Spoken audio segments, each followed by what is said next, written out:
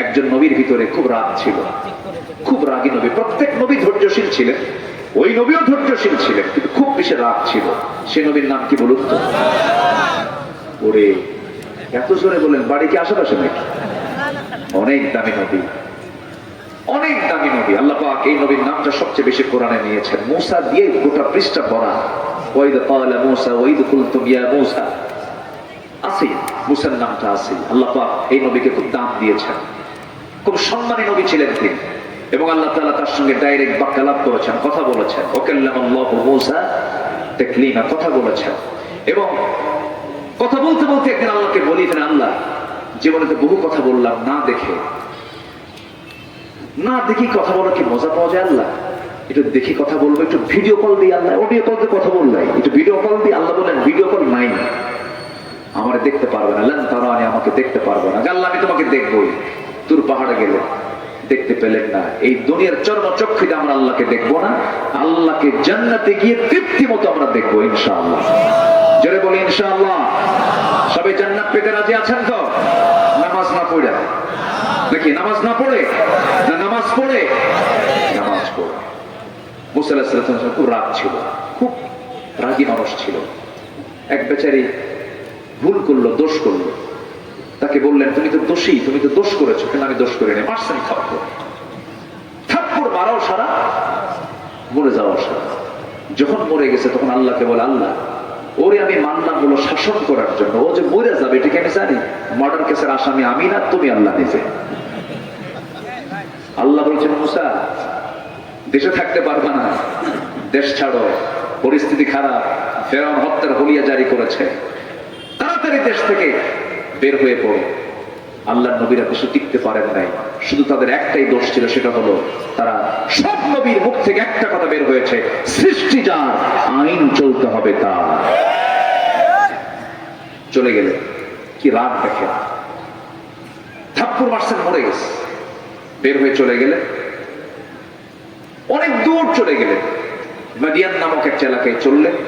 সামনে কূপ পেলেন, কূপের ধারে গিয়ে তৃষ্ণা, প্রচুর ক্ষুধা লাগছে। কূপ থেকে পানি তুলে পানি পান করলেন, তৃপ্তি বোধ হলো। হঠাৎ করে দেখেন দুজন মহিলা বালতি হাতে নিয়ে দাঁড়ায় আছে কূপের ধারে। এই তোমরা এখানে কি করো? কূপ থেকে পানি নেবো। নাও। আমরা পারবো না। কেন? ঢাকনা খুব ওজনওয়ালা, 7 থেকে 8 জন পুরুষ লাগে, আমরা তো পারবো না, সে শক্তি নাই। মুসা বলছেন দাও বালতি, আমি আগে দিচ্ছি। কূপের ধারে গেলেন, ঢাকনায় হাত দিলেন, এত জোরে ফিকা মারলেন, 14 হাত ধরে গিয়ে ছিটকে পড়ছে। দুই মহিলা থরথর করে কাঁপে। আর এটা মানুষ দণ্ড কিছু। সকল নবীর দৈহিক শক্তি বেশি করে দিয়েছেন কে? আল্লাহ। আমার নবীকে আল্লাহ পাক 100 জন পুরুষের, জান্নাতি পুরুষের শক্তি আমার আল্লাহ পাক আমার রাসূলের মধ্যে দিয়েছিলেন। কূপ থেকে পানি তুলে দিয়ে বলেন সোজা চলে যাও বাড়িতে, সূর্যাস্তের পর মেয়েদের বাইরে থাকতে নেই, তাড়াতাড়ি যাও। বাপ বলতেছে, মা প্রত্যেক দিন তোমরা সূর্যাস্তের পরে পানি আনো, আজকে এত দ্রুত পানি নিয়ে চলে আসলে কেমনে? কাঁদবা। কাফিয়ুন আজিজ, শক্তিশালী এক যুবককে দেখতে পেলাম, প্রচন্ড শক্তি গায়ে, ঢাকনায় হাত দিল আর ছিটকে পড়ে গেল। বুড়া বাপ বলছে, বড় মেয়ে আমার আগামীকালকে যাবে, ওই কূপের ধারে যুবককে দেখতে পাবে, আমার সালাম জানিয়ে বলবে সেজন্য আমার বাড়িতে আসে, আমার সঙ্গে যেন দেখা করার জন্য চলে আসে। আমি তাকে দাওয়াত দিলাম। আচ্ছা আপনি নিজে বলবেন। পরের দিন চলে গেছে। পরের দিন গিয়ে বলছে, আবুনা শাইখুন কবীর, আমাদের বাপ বড় বুড়া মানুষ, চামড়াগুলো কুঁচকে গেছে, চলতে পারে না, হাঁটতে পারে না, বাধ্য হয়ে এসেছি। পুরুষ মানুষ না আমার বাড়িতে, আব্বা আপনাকে সালাম জানিয়ে দিয়েছেন এবং আপনাকে দাওয়াত দিয়েছেন আমার বাড়িতে, আপনি আসবেন নাকি? হ্যাঁ যাব। মনে মনে চিন্তা করলেন, দূরের দেশ, কেউ চিনে না, আমিও কাউকে চিনি না, পরিচয় হলে তো ভালোই হয়। দেশ ছাড়লাম, কিন্তু যাবো কেমনে? বলছেন মহিলাকে লক্ষ্য করে, মহিলা আমি কেমনে যাবো? বাড়ি তো চিনি না। আপনার কোনো টেনশন নাই, আপনি আমাকে ফলো করবেন, আমি সামনে সামনে যাবো, আপনি আমার পিছে পিছে যাবেন। মুসার গেছে মেজাজ খারাপ হইয়া। মুসা ইসলাম চোখ গরম করে বলছেন, আমি তো সেই পুরুষ না, আমার সামনে নারী চলবে, মুসা পিছনে চলবে, আমি পিছনে চলতে পারবো না, আমি সামনে চলবো, তুই পিছে আসবি, আমার নজর নষ্ট করা যাবে না। জোরে বলেন সুবহানাল্লাহ। এতদিন পর্যন্ত এই জাতি নারীর পিছে ছিল না পুরুষের পিছে ছিল? পুরুষরা নারীর পিছে, আর নারীর পিছনে আমরা থাকতে চাই না। ইমাম নারী না পুরুষ? বলেন, গোটা পৃথিবীর সমস্ত ইমাম নারী না পুরুষ? গোটা পৃথিবীতে আল্লাহ পাক যত নবী পাঠিয়েছেন সমস্ত নবীরা নারী না পুরুষ? যাকে যেখানে বসাতে হবে সেখানে বসাতে হবে, যার যে যোগ্যতা। যে বাড়ির মুরব্বী নারী হয় জান্নাতের টুকরা হয়ে যায়, তাই না? নাকি? হ্যাঁ। এজন্য বাড়িতে কোন একটা বিচার বসবে, সেই বিচারে মা বিচারপতি না বাবা বিচারপতি? বলেন বলেন, কে বিচারপতি হবে? বাবা। মা যদি হয় বলেন কি হবে? প্যাঁচ লাগবে কিনা বলেন? প্যাঁচ লেগে যাবে। মুসা আলাইহিস সালাতু ওয়াস সালাম বললেন, আমি পিছিয়ে থাকবো না, আমি সামনে থাকবো। আমার চোখের গুনাহ হয়ে যাবে, আমি সামনে সামনে চলবো, তুমি পিছে পিছে আসবে। কোনো কথা বলা যাবে না, শুধু দুইটা শব্দ বলবে, ডান বাম ডান বাম। ভুল করে ডানে গেলে বাম বলবে, ভুল করে বামে গেলে ডান বলবে। এই দুটো শব্দ ছাড়া অতিরিক্ত কোনো শব্দ চয়ন করা যাবে না, কারণ অতিরিক্ত শব্দ চয়ন মেয়েদের কথার মধ্যে রস রস একটা আকর্ষণ পুরুষের জন্য করে দিয়েছেন কে? মহিলা মনে মনে চিন্তা করে, গতকালকে দেখলাম দারুণ গায়ের শক্তি, আজকে দেখি চারিত্রিক শক্তিও মজবুত, চরিত্রটাও সুন্দর, চেয়ে থাকে না, চরিত্রটাও ভালো, সম্মান করতে জানে, নারীকে মর্যাদা দিতে জানে। আমার বন্ধুগণ, ওই মহিলার মনে মনে পছন্দ হয়ে গেছে। ভালো একটা আদর্শ নারী দুইটা জিনিস পছন্দ করবে পুরুষের। এক নম্বর হলো চরিত্র মানে ঈমান, এক নম্বর চরিত্র, এক নম্বর কি? চরিত্র। নাম্বার দুই হলো তার শারীরিক শক্তি থাকবে, কারণ সংসার করার জন্য শক্তির দরকার আছে না নাই? চলে গেছেন বাড়িতে, বাড়িতে যাওয়ার সঙ্গে সঙ্গে বৃদ্ধ লোকের সঙ্গে দেখা হয়ে গেল। আল্লাহর পয়গম্বর মুসা আলাইহিস সালামের যখন দেখা হলো তখন তিনি পয়গম্বর হন নাই। সাক্ষাৎ হওয়ার সঙ্গে সঙ্গে সালাম বিনিময় হলো। হঠাৎ করে বৃদ্ধ লোকটার মুখ থেকে বের হচ্ছে, হে যুবক, তোমার নাম তো মুসা। উনি চমকে গেলেন, এত দূর চলে আসলাম, এই লোকটা আমার চিনল কেমনে? লোকটা কি ফেরাউনের নাকি? চিন্তায় তিনি জড়সড় হয়ে গেলেন। এরপরে কোনো কথা নাই। বৃদ্ধ লোকটা বলছে, হে যুবক, এরকম করছো কেন? কি হয়েছে তোমার? তিনি কোনো জবাব দিচ্ছেন না। এবার তিনি মুস্কি হাসি মেরে বলছেন, যুবক মুসা, শুধু এতটুকুই জানি না, তোমার নামটাও জানি না, তোমার কামটাও জানি। কেন? থাপ্পড় মারছো, মানুষ মরে গেছে, এরপরে আসছে এই জায়গায়। আরো টেনশন হয়ে গেল তার। এবার তিনি বলছেন, হে যুবক, তুমি যার সামনে দাঁড়িয়ে কথা বলছো, টেনশন করো না। আমি সাধারণ বুড়োর কাপড়ের একজন সাধারণ বুড়ো মানুষ আমি নই, আমি হলাম সেই ব্যক্তি। ওয়া ইলা মাদিয়ানা আখাহুম শুআইবা। আল্লাহ রাব্বুল আলামিন এই মাদিয়ানবাসীর জন্য যাকে পয়গম্বর করে পাঠিয়েছেন, আমি হলাম সেই পয়গম্বর শুআইব আলাইহিস সালাতু ওয়াস সালাম। তুমি নবীর সামনে দাঁড়িয়ে দাঁড়িয়ে কথা বলছো। মুসার আনন্দ দেখে খুব খুশি হয়ে গেছেন। এবার শুআইব আলাইহিস সালাতু ওয়াস সালাম বলছেন, শোনো, আমার দুইটা মেয়ে তুমি দেখেছো, এই দুইটা মেয়ের যে কোনো একটা মেয়েকে তোমার সঙ্গে বিয়ে দেব, বিয়ে করবা নাকি? যখন তখন। কি বুঝতেছেন কি আপনি? যখন তখন। তৎক্ষণাৎ তিনি রাজি হয়ে গেলেন। কিন্তু মেয়ের বাপ আল্লাহর পয়গম্বর শুআইব বলছেন, হে যুবক মুসা, তোমার ব্যাকগ্রাউন্ড ভালো না কেন? থাপ্পড় মারলেই মানুষ মরে। মেয়েকে এখন বিয়ে দেব, বড় টেনশন হবে, তোমার রাগ, প্রচন্ড পরিমাণের রাগ আছে, অতএব তোমার কিছু ডিউটি আমার এখানে পালন করতে হবে। একটু বয়স হওয়া দরকার। কি ডিউটি? আমার বাড়ির যে ছাগলগুলো আছে এই ছাগলগুলো তোমাকে পালতে হবে। 8 বছর অনার্স কোর্স, 10 বছর মাস্টার্স কোর্স, এই দুইটা কোর্স যদি কমপ্লিট করো তাহলে তোমার সঙ্গে আমার মেয়ের বিয়ে হয়তো দিয়ে দিতে পারবো। এই কথা শোনার সঙ্গে সঙ্গে মুসা আলাইহিস সালাম রাজি হয়ে গেলেন। ঠিক আছে, আপনি আল্লাহর নবী, বুকটা আমার ভরে গেল, আমি আপনার কাছেই থাকতে চাই, ছাগলটা পালবো। বলুন তো, পৃথিবীতে যত প্রাণী আছে এর মধ্যে সবচেয়ে শান্ত ভদ্র প্রাণীর নাম হলো ছাগল। খুব শান্ত। ছাগল যদি একবার ব্রেক মারে, একবার যদি সামনের দুটা পা যদি জমিনে গেড়ে দেয়, দড়ি ছেড়ে যাবে, আপনিও পড়ে যাবেন, ছাগল নড়বে না, তুই মর, আমি যাব না। সেই ছাগল পালার দায়িত্ব এই একজন রাগী নবীকে আল্লাহ রাব্বুল আলামিন ডিউটি দিয়ে দিলেন। 10 বছর 10 বছর ছাগল পালতে লাগলেন। 10 বছর যেদিন পূর্ণ হয়ে গেল, ইবনে কাসির আসছে, ছাগলগুলো শেষ দিন, যেদিন তার ছাগলের ডিউটি শেষ হয়ে যাবে, ছাগল পালগুলো নিয়ে বাড়ির দিকে রওনা দিয়েছেন। হঠাৎ করে একটা ছাগল পাল থেকে একদিকে দৌড় মেরেছে। ওই ছাগলটা ধরার জন্য আল্লাহর পয়গম্বর দৌড় মেরেছেন। ছাগল দৌড়ায়, নবীও দৌড়ান, রাগ কমে না বাড়ে? রাগ কমে না বাড়ে? বাড়তে বাড়তে 100 ডিগ্রি হয়ে গেছে, ছাগল আর পারলো না। ছাগল থেমে গেছে, কাঁপতেছে। দুইটা পা দুই হাতের মধ্যে নিয়ে রাগের ঠেলায় তিনি শূন্যের উপরে খাড়া করেছেন। কাছারে মেরে ফেলবেন, কিন্তু দেখতে পেলেন ছাগলটার মুখে ভয়, চোখে ভয়, কাঁপতেছে। লোমকূপ দিয়া তার শরীর থেকে লোমকূপ দিয়ে ঘামগুলো টপ টপ করে পড়তেছে। ছাগলটা কাঁপে। ভাবতেছেন মনে মনে, হারে এত ভয় পেয়েছিস তুই তো ছাগল, তোকে মেরে লাভটা কি? তুই তো বুঝিসই না। দয়া মায়া হলো, কাজ দিলের মধ্যে দয়া মায়া চলে আসলো। দুই হাত থেকে ছেড়ে দিয়া আল্লাহর প্রাণী ছাগলটাকে কোলের মধ্যে আদর করলেন, স্নেহ করলেন, ভালোবাসলেন, মহব্বত করলেন।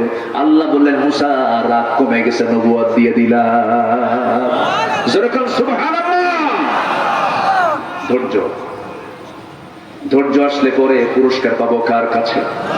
আসতে বলবেন না, কার কাছে?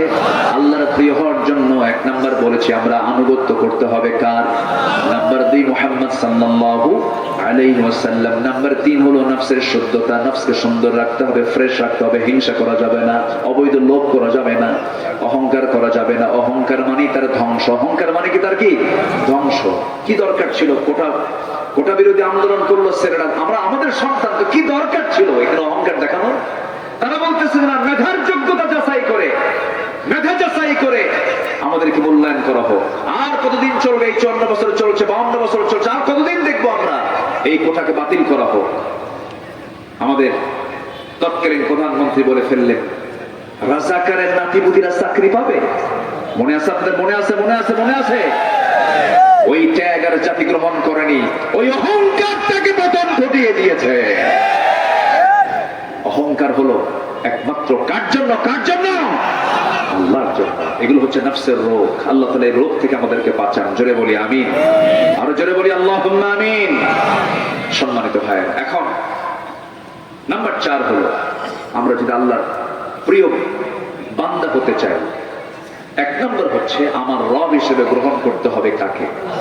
আসতে বলবেন না, কাকে? শুধু গ্রহণ করলে হবে না, টিকেও থাকতে হবে। রাজি আছেন না ইনশাআল্লাহ? নাম্বার 4 হলো রব হিসাবে আল্লাহকে গ্রহণ করা এবং তার পথে হাজারো বিপদ পড়লেও টিকে থাকা। এটা কার কথা? আল্লাহর কথা। আল্লাহ রাব্বুল আলামিন বলেন,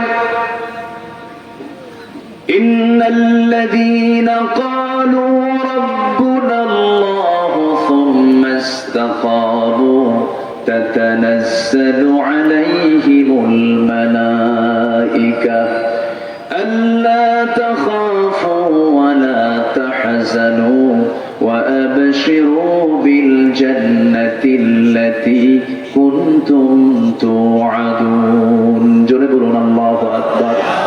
সূরা হামিম সিজদা আয়াত নাম্বার 30 আল্লাহ রাব্বুল আলামিন বলেন, যারা বলবে আমার রব আল্লাহ, এর উপরে যারা টিকে থাকবে, আমি আল্লাহ ওয়াদা করছি তাদেরকে আমি উত্তম জান্নাতের মেহমান বানাবো। যেরকম সুবহানাল্লাহ। ঈমান এনে ঈমান হারা হয়েছে এমন নজির আমার নবীর জিন্দেগিতেও ছিল। আমার নবীজি ওই সময়ে সাহাবী ইসলাম কবুল করেছেন। এরপরে আবিসিনিয়ায় হিজরত করতে গিয়ে সেখানে খ্রিস্টান হয়ে দুনিয়া থেকে বেঈমান হয়ে মারা গেছে। আছে না রেকর্ড? বেঈমান হয়ে মারা গেছে। এই জন্য ঈমান এনেছি, ঈমান নিয়ে আমরা টিকে থাকবো। জোরে বলি ইনশাআল্লাহ। আরো জোরে বলি ইনশাআল্লাহ। আছে না? ঈমান এনে বেঈমান হয়ে চলে গেছে। আছে কিনা? এই জন্য আল্লাহ রাব্বুল আলামিন বলেন, শুধু ঈমান আনলেই হবে না, টিকে থাকতে হবে। হাজারো ঝড় আসুক, হাজারো বিপদ আসুক না কেন, তোমাকে টিকে থাকতে হবে। মুনাফিকি করা যাবে না, এরপরে ফুসুকি করা যাবে না, শিরকের কাছে যাওয়া যাবে না, জুলুমের দিকে যাওয়া যাবে না। আমার বন্ধুগণ, কত বিপদ এসেছে সাহাবীদের জীবনে, নবীদের জীবনে। শেষ পর্যন্ত জীবন দিয়েছেন অনেকে, কিন্তু ঈমান হারা হন নাই। ঈমান নিয়ে তারা কবর পর্যন্ত চলে গেছেন, কিন্তু ঈমান বিক্রি করেন নাই। একজন সাহাবীর কথা মনে হয়ে গেল এই মুহূর্তে। মক্কা এবং মদিনার ঠিক মাঝখানে বাড়ি, ঠিক মিডল পয়েন্টে তার বাড়ি। জন্মের পূর্বেই বাপ দুনিয়া থেকে বিদায় নিয়েছে। চাচার কাছে সেই সাহাবী মানুষ হয়েছেন।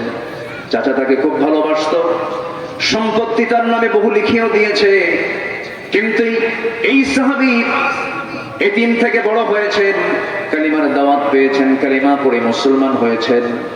চাচার কানে সংবাদটা চলে যাওয়া মাত্রই চাচা বলতেছে, ভাতিজা শুনলাম সব ধর্ম বাদ দিয়ে নাকি তুমি নতুন ধর্ম গ্রহণ করেছো, বাপ দাদারটা বাদ দিয়ে দিছো।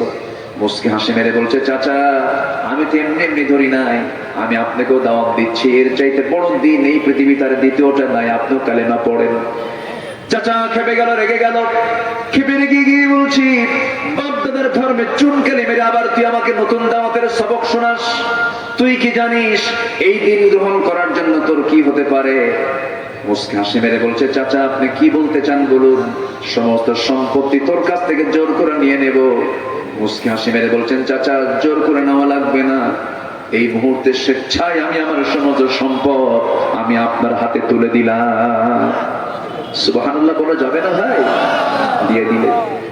চাচার রাগ কমে না, মারতে মারতে রক্তাক্ত করে ফেলে দিয়া জামা টান মেরে ছিঁড়ে ফেললো, শরীর বিবস্ত্র করে ফেললো, লুঙ্গিটা পর্যন্ত পাজামা পর্যন্ত টেনে খুলে উলঙ্গ করে ঘর থেকে বের করে দিয়েছে। রক্তাক্ত শরীর নিয়ে ঘর থেকে বের হলেন, মার ঘরের দরজায় গিয়ে ডাক দিয়ে বলছেন, মা দরজা খোলো। দরজা খোলা মাত্রই বলছেন, মা দিন গ্রহণ করেছি, ইমান এনেছি, ইমান নিয়ে টিকে থাকার কারণে আমার চাচা আমাকে লুঙ্গিটা পর্যন্ত খুলে নিয়ে উলঙ্গ করে ঘর থেকে বের করে দিয়েছে। আমার দিকে তাকায়ও না মা, দেখো তো ঘরের মধ্যে কোনো কাপড় আছে নাকি? এক খন্ড চাদর, ছোট্ট একটা চাদর তার হাতে দেওয়া হলো, কোন মতো সতরটা ঢাকলেন, নাভি থেকে হাঁটুর নিচ পর্যন্ত কাপড়টা চলে গেল, প্রচন্ড শীতকাল।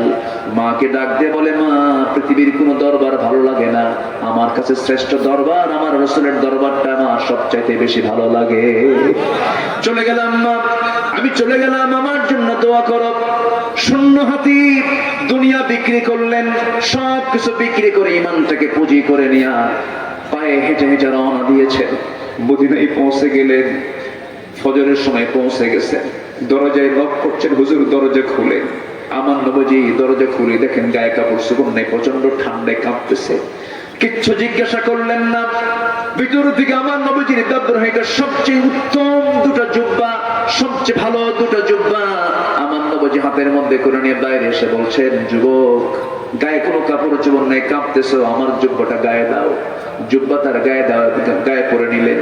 রাসূল বলছেন, ও আমার প্রিয় সাহাবী তোমার কি হয়েছে বলো? হুজুর দিন গ্রহণ করেছি, আমার চাচা সব আমার কাছ থেকে নিয়ে চলে গেছে, আমি কিচ্ছু রাখি নাই, সব দিয়ে দিয়েছি, ইমানটাকে আমি গ্রহণ করে নিয়েছি। আমার নবীজি বললেন, সাহাবী ও আমার আব্দুল্লাহ টেনশন করো না, যাও আমার ঘরের পাশে আসহাবে সুফফা আছে, এখানে গিয়ে আশ্রয় নাও, তোমার কোনো টেনশন নাই। হাতে কোরআন দেওয়া হলো, জোরে জোরে কোরআন তেলাওয়াত করেন। সাহাবীরা এসে বলছে, হুজুর নতুন একজন সাহাবী আছে, খুব জোরে কোরআন তেলাওয়াত করে। আমার নবীজি কেঁদে কেঁদে বলছেন, আমার সাহাবীরা রে, আমরা আব্দুল্লাহর বিরুদ্ধে কোনো রিপোর্ট দিও না, কারণ আব্দুল্লাহ ঈমান আনতে গিয়ে দুনিয়া বিক্রি করে ঈমানটা গ্রহণ করেছে। জোরে কোন সুবহানাল্লাহ। আমার নবীজির কাছে আব্দুল্লাহ রাসূলকে লক্ষ্য করে বলছেন, হুজুর আপনি আমার জন্য একটু দোয়া করে দেন। আমার নবীজি তার জন্য আকাশের দিকে তাকায় দোয়া করছেন, আয় আল্লাহ তাআলা, আমার আব্দুল্লাহর দিন গ্রহণ করতে নিয়ে দুনিয়া বিক্রি করে দিন গ্রহণ করতে হয়েছে, আল্লাহ তুমি আমার আব্দুল্লাহর জান মালকে কাফের বেঈমানদের জন্য হারাম করে দাও। সাহাবী আব্দুল্লাহর মনটা খারাপ হয়ে গেল, তিনি বলছেন, হুজুর আপনি আমার জন্য এমন উল্টা দোয়া করলেন কেন? আমি তো শহীদ হতে চাই, কাফের মুশরিকরা যদি আমাকে না আঘাত করতে পারে আমি শহীদ হব কেমনে? আমার নবীজিকে দেখে বলছেন, আব্দুল্লাহ রে, ওয়া ইম্মা তাআলা ফিরাশিহি, তোর মওতটা যদি বিছানা হয়ে থাকে, শহীদের চেতনা তুই যদি লালন করিস, তোর মওতটা তোর ঘরে হলেও শহীদের দরজা পেয়ে যাবি রে আব্দুল্লাহ। যা, কোনো চিন্তা করিস না, যা। আমার নবীজি জিহাদের ময়দানে চলে গেলেন, মদিনা থেকে সাহাবে কেরামকে নিয়ে অভিযানে বের হলেন। আমার নবীজির মদিনার জিন্দেগীর 10টা বছরে 86টা যুদ্ধ পরিচালিত হয়েছে, 27টা যুদ্ধের নেতৃত্ব রাসূল সামনে দাঁড়ায় করেছেন। মদিনা থেকে চলে গেলেন যুদ্ধের প্রান্তরে, অভিযান শেষ করে মদিনার দিকে ফিরতে নিলেন, আব্দুল্লাহর সাথে ছিলেন। হঠাৎ করে নবীর কানে সংবাদ আসলো, হুজুর আপনার প্রিয় সাহাবী আব্দুল্লাহ দারুণ অসুস্থ। রাসূল টেনশনে পড়ে গেলেন, আরে আমার আব্দুল্লাহ অসুস্থ। সাহাবীরা, সর্বোচ্চ নার্সিং করো, সর্বোচ্চ সেবা দাও, আমার আব্দুল্লাহকে তোমরা সুস্থ করার চেষ্টা করো, আল্লাহ যেন তাকে সুস্থ করে দেন। রাসূল তার জন্য দোয়া করলেন। 3টা দিন পর নবীর কাছে সংবাদ আসলো, হুজুর আব্দুল্লাহ নাই, দুনিয়া থেকে বিদায় নিয়েছে। আমার নবীজি কান্নায় ভেঙে পড়লেন, নবীজির চক্ষু অশ্রু পূর্ণ হয়ে গেল। রাসূল বলছেন, ও আমার সাহাবীরা, আমার প্রিয় সাহাবী আব্দুল্লাহর জানাজার আয়োজন করো। আমার আব্দুল্লাহর জানাজা কেউ পড়াবে না, আমি রাসূল নিজে তার জানাজার ইমামতের দায়িত্ব গ্রহণ করে নিলাম। জানাজা শেষ হয়ে গেল। আমার নবীজি বলছেন, সাহাবীরা রে, আমার আব্দুল্লাহর কবরটা তোমরা কোথায় খনন করেছো? ওই যে দুই পাহাড়ের চিপায়, ওই যে দুই পাহাড়ের চিপায়। আমার নবীজি বলছেন, সাহাবীরা আমাকে তোমরা সবাই তার কবরের সামনে নিয়ে যাও, কারণ আজকে আব্দুল্লাহর কবরে আব্দুল্লাহকে নামানোর দায়িত্ব কাউকে দেব না, আমি রাসূল নিজে আব্দুল্লাহকে কবরে নামায়া ছাড়বো। জোরে বলুন সুবহানাল্লাহ। রাসূল কবরে নামলেন। রাসূল কবরে নেমে এবার বলছেন, আবু বকর ডানে আসো, ওমর আমার বামে নামো। আমার নবীজি হাতটা বাড়ায়া দিলেন আর বলছেন, ও আমার সাহাবীরা, আমার কলিজার টুকরা আব্দুল্লাহর লাশটা আমার হাতে দিয়ে দাও। লাশটা হাতে দেওয়া হলো।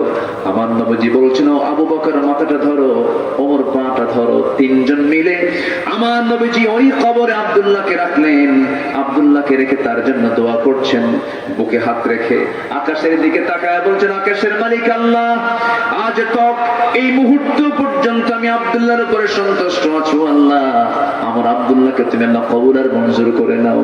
পাশে দাঁড়িয়ে থাকা সাদ বিন আবি ওয়াক্কাস নামে একজন সাহাবী রাদিয়াল্লাহু তাআলা কেঁদে কেঁদে চিৎকার মেরে বলছেন, আল্লাহ, আমার বড় বড় কপাল, আমি যদি আজকে জীবিত সাদ না হয়ে যদি ওই কবরের বাসিন্দা হতে পারতাম, আমার জীবনটা বড় ধন্য হতো।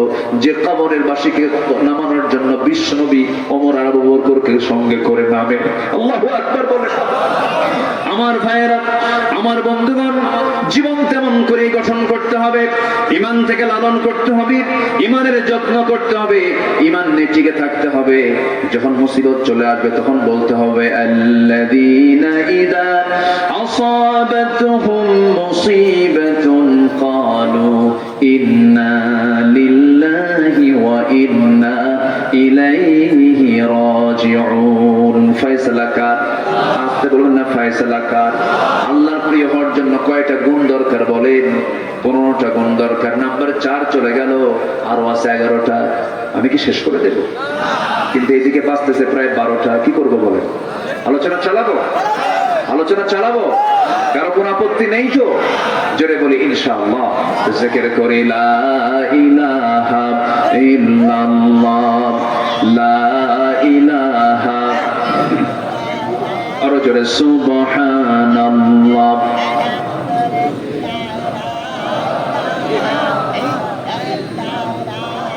লা ইলাহা ইল্লাল্লাহ মুহাম্মাদুর রাসূলুল্লাহ সাল্লাল্লাহু আলাইহি ওয়াসাল্লাম। আমি খুবই আনন্দিত, আমি খুবই খুশি। এত রাত হয়েছে, আমি কিন্তু আপনাদেরকে কোনো চাপও দেইনি। আপনারা নিরিবিলি সুন্দর করে স্বেচ্ছায় বসে আছেন। কিন্তু এখন একটু লক্ষ্য করছি কিছু ভাইয়ের একটু ওঠা বসা আমি একটু লক্ষ্য করছি। আমি এটা দেখতে চাচ্ছি না। শেষ ভালো যার, বলেন শেষ ভালো যার, সব ভালো তার। আমরা একসঙ্গে দোয়া করব, কেউ একটা লোকও বিনা কারণে উঠবেন না। আল্লাহ তুমি সবাইকে শেষ তক, শেষ অবধি থাকার তৌফিক দান করো। জোরে বলি আমিন। নাম্বার 5, আল্লাহর প্রিয় হওয়ার জন্য 5 নম্বর গুণ যেটা আমরা অর্জন করব সেটা হলো একমাত্র আল্লাহর জন্য, আল্লাহর সন্তুষ্টির জন্য আমরা দান করব। দান হবে একমাত্র কার জন্য? আসতে বলবে না, কার জন্য? আল্লাহ বলছেন, আমি তোমাকে ডাবল দিয়ে দেব। যেরকম সুবহানাল্লাহ, মানযাল্লাযী ইউকরিদুল্লাহু করদান হাসানান ফায়ুদাইফাহু লাহু আদআফান কাসীরা।